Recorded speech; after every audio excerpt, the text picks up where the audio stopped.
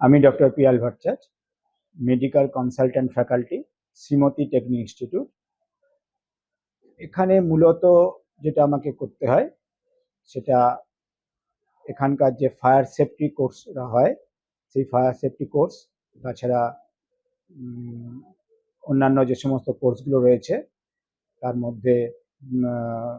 Fashion designing, অন্যান্য electrician, এই ধরনের কোর্সে যে সমস্ত ফার্স্ট এডের ব্যাপারগুলো থাকে সেই ফার্স্ট এডের ব্যাপারগুলোকেই আমাকে এদের ওরিয়েন্ট করতে হয় এবং টিচিং করতে হয়। এই যে যারা ফায়ার সেফটি কোর্স করে মেনলি তাদের টিচিং করতে গিয়ে তাদের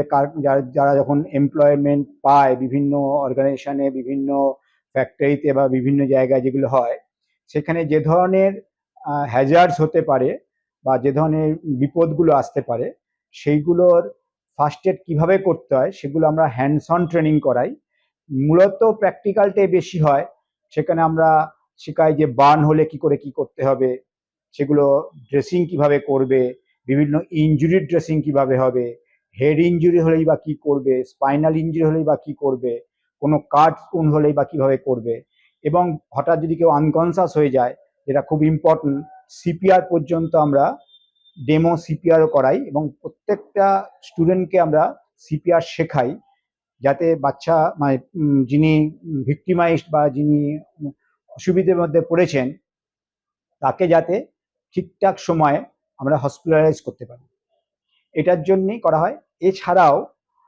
এখানকার যে সমস্ত ফ্যাকাল্টি মেম্বার রয়েছে, স্টাফ রয়েছে, তাদেরও আমরা প্রয়োজন মতো আমি প্রয়োজন মতো তাদের ওরিয়েন্ট করি বিভিন্ন ফার্স্ট এড সম্বন্ধে,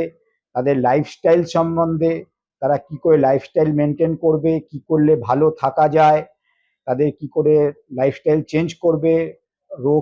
রোগ থেকে কিভাবে মুক্তি পেতে পারে, এই সম্বন্ধে আমাকে বিভিন্ন সময় তাদের কনসালটেশন দিতে হয়।